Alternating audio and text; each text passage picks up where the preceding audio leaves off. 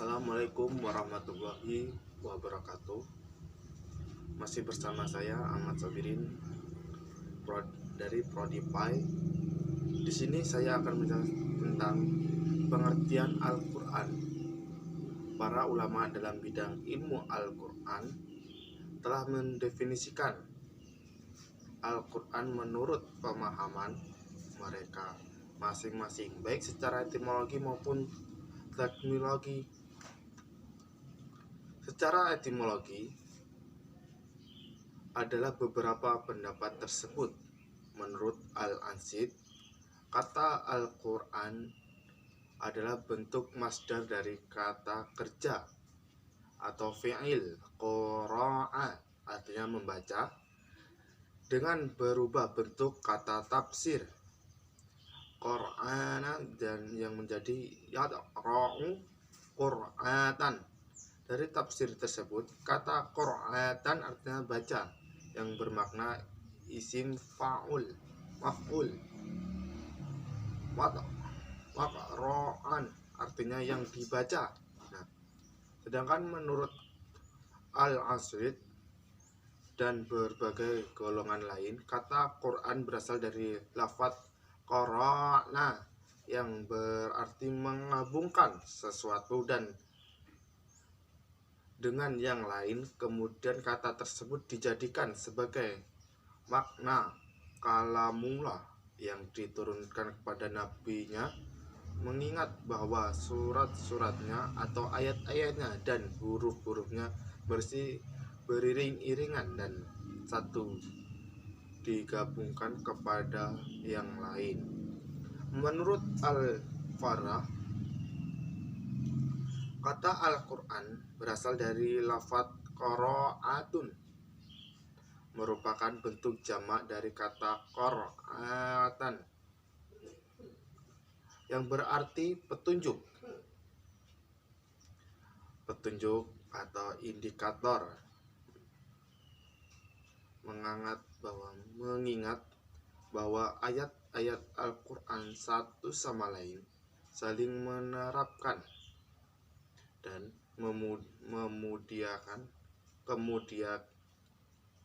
kemudian dijadikan nama bagi kalamullah yang diturunkan kepada Nabi Muhammad.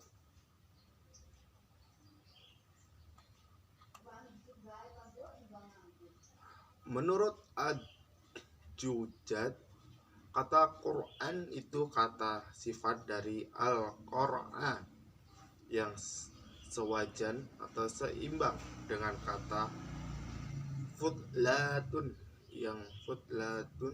yang artinya jahun, kumpulan. Selanjutnya, kata tersebut digunakan sebagai salah satu nama bagi kitab suci yang diturunkan kepada Nabi Muhammad, karena Al-Quran terdiri dari sekumpulan surat dan ayat maupun kisah-kisah perintah dan larangan, dan mengumpulkan inti sari dari kitab-kitab yang diturunkan sebelumnya.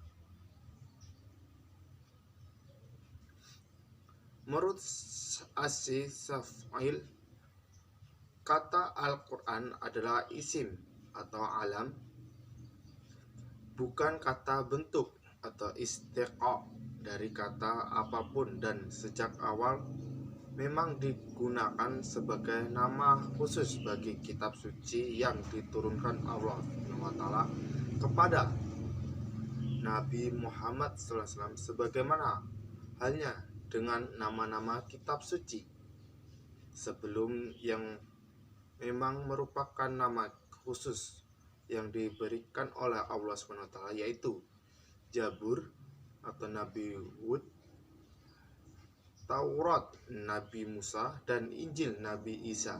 Menurut Abu Subhan dalam kitabnya yang berjudul Al-Malhal lil-Dirsah Al-Quran Al-Karim, dari kalimat pendapat tersebut atau di atas dapat pertama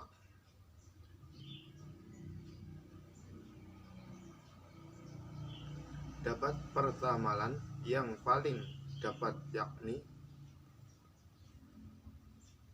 menurut Al-Liyani yang menyatakan bahwa kata Al-Quran merupakan kata bentuk istiqo dari kata Qur'ana, dan pendapat inilah yang paling masyhur ditinjau dari pengertian secara terminologi.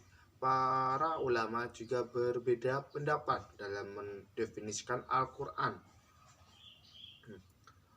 Beberapa itu terjadi disebabkan oleh adanya perbedaan sudut pandang dan perbedaan dalam penyebutan unsur-unsur sifat atau aspek-aspek yang terkandung di dalam Al-Quran itu sendiri, yang memang sangat luas dan komparatif. Semakin banyak unsur dan sifat dalam mendefinisikan Al-Quran, maka semakin panjang redaksinya. Namun, pendidikan berpendapat tersebut bukan sesuatu yang bersifat prinsip. Justru berbeda pendapat tersebut bisa saling melengkapi satu sama lain, sehingga jika pendapat-pendapat ini digabung, maka pemahaman terhadap pengertian Al-Quran lebih luas dan komprehensif. Beberapa pendapat ulama mengenai definisi Al-Quran secara terminologi di antara lain adalah Syekh Muhammad Khodari Baik dalam kitab Tarikh Al-Taksib Al-Islam, yakni Muhammad Khodari Baik mengemukakan definisi Al-Quran sebagai berikut. Al-Quran ialah lafaz atau firman Allah yang berbahasa Arab yang diturunkan kepada Muhammad SAW. Al-Quran merupakan kitab-kitab Allah yang mengandung mukjizat bagi Nabi Muhammad yang diturunkan dengan melantarai malaikat Jibril. Nah, definisi Al-Quran itulah sebagai berikut, dan di sini saya akhiri. Assalamualaikum warahmatullahi wabarakatuh.